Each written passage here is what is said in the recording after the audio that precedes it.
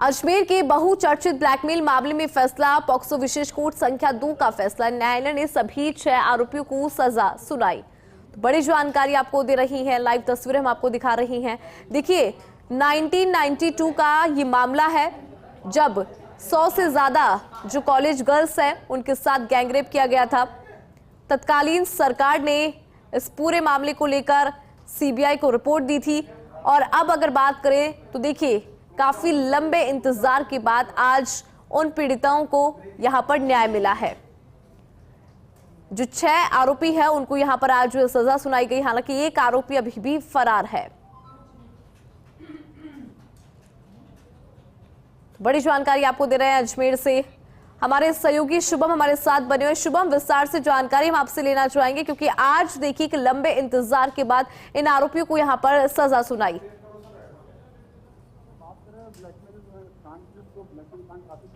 और देश में ही खाली अजमेर प्रदेश में नहीं पूरे देश के अंदर इसकी चर्चा हुई थी।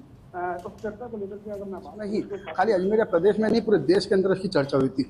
उस चर्चा को लेकर के अगर मैं बात करूं तो काफ़ी जो लड़कियां थी उनको पहले ये ब्लैकमेल करते थे, उनके साथ अश्लील फोटो वीडियो वायरल करने के बाद उनके साथ जो है दुष्कर्म करते थे। करीबन इस मामले के अंदर 9 आरोपियों को पूर्व में सजा सुनाई जा चुकी है, लेकिन अब बाकी के जो बच्चे 7 आरोपी थे जिसमें से एक फरार है और 6 आरोपी जो हैं उनको आज सजा सुनाई जानी है। तो जिसको लेकर के अजमेर पॉक्सो कोर्ट संख्या 2 के अंदर जो आरोपी हैं उनको लेकर के कड़ी सुरक्षा के बीच पुलिस यहाँ पर लेकर पहुंची। और आपको नजर आ रहा होगा कि जो आरोपी हैं अब वो कोर्ट के अंदर दाखिल होने, कोर्ट के अंदर जाएंगे, जिसके बाद उनको सजा सुनाई जाएगी। और सजा सुनाने के साथ ही जो पीड़िता हैं उनको कहीं ना कहीं न्याय मिलेगा। करीबन 6 जो आरोपी हैं वो यहाँ पर पहुंच चुके हैं। कोर्ट के बाहर आप देख सकते हैं कितनी भीड़ जो है वो लोगों की भीड़ मौजूद है। और जो भीड़ से ही अनुमान लगाया जा सकता है कि जो आरोपी हैं वो किस तरीके का मामला रहा होगा, जो चर्चित कांड रहा है वो किस तरीके का कांड रहा होगा। करीबन 3 से 4 थानों के जो पुलिस है वो यहाँ पर मौजूद है, चाहे वो सिविल थाना हो, दरगाह थाना हो, या फिर किशनगंज थाना हो, चाहे महिला थाना हो। तमाम थाने के जो अधिकारी हैं वो यहाँ पे मौजूद है। उपाधीक्षक जो उत्तर के हैं वो भी यहाँ पे मौजूद हैं। और कड़ी सुरक्षा के बीच अब सभी आरोपियों को कोर्ट में ला दिया गया। आप देख सकते हैं कोर्ट के अंदर जो आरोपी हैं वो यहाँ पे नजर आ रहे होंगे। लेकिन मैं आपको बताऊँ कुछ देर के अंदर यहाँ पे जो सजा है वो आ जाएगी। करीबन 1.5-2 घंटे पहले जो न्यायालय है उसने आरोपियों को दोषी मान लिया था और दोषी करार देने के बाद सजा का ऐलान जो था वो 2 घंटे बाद देना था। मामले की अगर बात करें तो करीबन 18 आरोपी इसमें पूरे मामले के अंदर लिप्त थे, जिसके अंदर 9 आरोपियों को पहले सजा हो चुकी है। और 9 में से जो बाकी के 9 आरोपी बच्चे थे उनमें से एक आरोपी ने सुसाइड कर लिया था। वहीं एक आरोपी का अन्य अलग कोर्ट में ट्रायल चल रहा है। और अगर बात करें 6 आरोपियों की तो 6 आरोपियों को आज यहाँ पर सजा दी जाएगी। लेकिन एक आरोपी अभी भी जो है फरार है, जिसको भगोड़ा घोषित कर रखा है। सन 1992 का ये पूरा मामला बताया जाता है। और मामले के अंदर अगर बात करें तो करीबन कई दर्जनों लड़कियां थी जिनके साथ ब्लैकमेल कर उनके साथ अश्लील हरकतें, उनके साथ दुराचार किया गया था। कुछ लड़कियों ने सुसाइड भी किया था, जिसके अंदर कई चीज़ें सामने आई थी जब मामला खुला। क्योंकि जब उनकी फोटो और वीडियो वायरल हुई तब उसके बाद ये पूरा मामला सामने आया था, जिसके बाद से ही कहा जा सकता है कि जो मामला है वो काफ़ी चर्चित हो गया था। काफ़ी लंबे समय तक इस मामले के अंदर ट्रायल चलता रहा। और ट्रायल चलने के साथ ही मामले के अंदर चार्जशीट पेश की गई। और जब पहले 9 आरोपी पकड़ाई में आए थे तो उन 9 को आरोपी है दोषी माना और दोषी मान करके उनको आजीवन कारावास सजा का ऐलान किया था। जिसके बाद जो फरार आरोपी थे वो फरार अभी भी चल रहे हैं। और फरार होने के साथ साथ एक आरोपी जो है वो हौड़ा घोषित कर दिया है कोर्ट ने, उसको भी पकड़ने के निर्देश देते। लेकिन जब मैं आपको बता दूं, जब बैरम सिंह शेखावत की जो सरकार थी तब उसने इस मामले को गंभीरता से लिया। और गंभीरता से लेने के बाद CID CB को पूरा ये मामला सौंपा गया था, जिसके अंदर CID CB के द्वारा पूरी जांच की गई थी। और जांच करने के बाद ही आरोपियों को जो है पकड़ा गया था। पूरे मामले की कार्रवाई की गई थी, चार्जशीट भी पेश की गई थी। चार्जशीट के अंदर कई नाम जो हैं वो यहाँ पे आए थे। और कई नाम आने के साथ साथ कहा जा सकता है कि जो चर्चित नाम थे उनमें नफीस चिश्ती का नाम सामने आया था। लेकिन 9 आरोपियों को पूर्व में दोषी मान के सजा दी जा चुकी है। लेकिन एक आरोपी का अन्य कोर्ट के अंदर ट्रायल चल रहा है। वहीं एक आरोपी ने जो है सुसाइड कर लिया था। और सुसाइड करने के साथ ही एक आरोपी अभी भी फरार चल रहा है। करीब 6 आरोपियों को आज यहाँ पर सजा दी जाएगी। कुछ देर पहले कोर्ट ने जो आरोपी थे इनको दोषी करार दे दिया था। दोषी करार देने के साथ जो सजा है उसका ऐलान अब किया जाएगा। आप देख सकते हैं जो कोर्ट रूम है, कोर्ट रूम में भी अधिवक्ताओं की काफ़ी भीड़ जमा है। और खाली कोर्ट रूम में ही नहीं, कोर्ट रूम के आसपास भी काफ़ी संख्या में जो लोग हैं वो यहाँ पर तैनात हैं। लेकिन पुलिस का जाब्ता जो है हर जगह तैनात किया गया है, चाहे दरगाह थाना हो, सिविल थाना हो, महिला थाना हो, या फिर किशनगंज थाना पुलिस हो। तमाम पुलिस यहाँ पर मौजूद है, अपने जाब्ते के साथ यहाँ पर आई हुई है। और अब इंतजार है कि बस जल्दी से फैसला आएगा।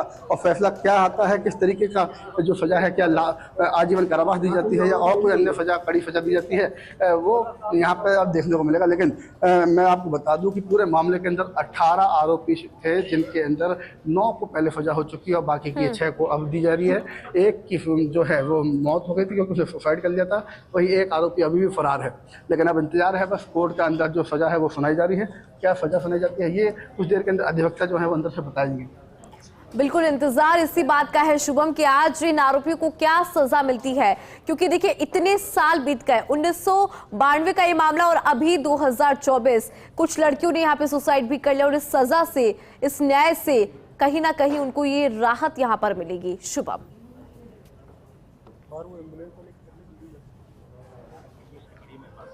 जी बिल्कुल, देखिए बहुत बड़ा मामला था। कई पीड़िताएं उसके अंदर शामिल थी, कई पीड़िताओं ने सुसाइड भी अटेम्प्ट किए थे। उस कॉलेज की जो पीड़िताएं थी, बच्चियां थी, उनने सुसाइड भी अटेम्प्ट किए थे। और जो मामला था काफ़ी लंबे समय से चल रहा था, विचाराधीन था और इंतजार था कि कब उनको न्याय मिलेगा। लेकिन आखिरकार वो घड़ी आई सन 1992, जब वो जो मामला था, घटनाक्रम था, वो हुआ। उसके बाद 2024 32 साल का जो फासला था सजा आने में, वो कहीं ना कहीं बड़ा हो गया। लेकिन बात यह है कि जो 9 थे, 9 को पहले सजा हो चुकी है, बाकी के 6 अब सजा दी जा रही है। लेकिन एक की जो आरोपी था वो उसने सुसाइड कर लिया, लेकिन एक आरोपी अभी भी फरार है और एक आरोपी का दूसरा कोर्ट में ट्रायल चल रहा है। तो कहीं ना कहीं पीड़ितों के लिए तो अच्छी बात है। लेकिन आप देखिए कि 32 साल उनको न्याय में लग गए, 32 साल का इंतजार करना पड़ा। जब उनको न्याय हुआ तो कहीं ना कहीं एक अपने आप में बड़ी चर्चा हो सकती है, क्योंकि उस टाइम के जो सबूत थे, उस टाइम के जो तथ्य थे, वो पेश करने में काफ़ी समय लगता है। और जो उस टाइम के जो तकनीकी चीज़ें थी, वो उस टाइम पे इतनी ज़्यादा हावी नहीं हुआ करती थी, जिसके चलते जो जांच टीम थी, जो जांच अधिकारी थे, उनको कई चीज़ें सामने लाने में काफ़ी समय लगा। लेकिन आखिरकार वो जीत कहा जा सकता है कि न्याय जो है पीड़िताओं की हुई और पीड़िताओं को न्याय मिला। तो कहीं ना कहीं अब जो सज़ा है वो कितनी मिलती है, किस तरीके की सज़ा मिलती है, क्या अर्थदंड लगा जाता है, कितने गवाह हैं, कितने दस्तावेज हैं, क्या क्या पेश किया गया जिनके आधार पर सज़ा की गई, सज़ा के क्या बिंदु है, ये कुछ देर के अंदर पता चलेगा। लेकिन कोर्ट के अंदर आपको नजर आ रहा होगा कि कोर्ट के बाहर हमें खड़ा कर रखा है और कोर्ट के बाहर से आपको हमारे कैमरामैन पर्सन जो हैं जितेंद्र सिंह, वो आपको नज़ारा दिखा रहे होंगे कि कोर्ट के अंदर कितने अधिवक्ता हैं जो खड़े हुए हैं और खड़े होकर के इंतजार कर रहे हैं कि कोर्ट जो न्यायालय है वो किस तरीके का जो है सजा सुनाती है और क्या मुख्य बिंदु रखती है, क्या अपने पॉइंट बताती है कि किन के आधार पर सजा दी जा रही है। बिल्कुल क्या पॉइंट्स यहाँ पे रखे जाते हैं उसका इंतजार यहाँ रहेगा। लेकिन अगर बात करें देखिए मौजूदा स्थिति की शुभम, क्योंकि जिस तरह से हम पुलिस का जाब्ता यहाँ पर देख पा रहे हैं कि भारी संख्या में जो पुलिस का जाब्ता है वो यहाँ पर तैनात है, क्या लग रहा है कितना जाब्ता यहाँ पर होगा?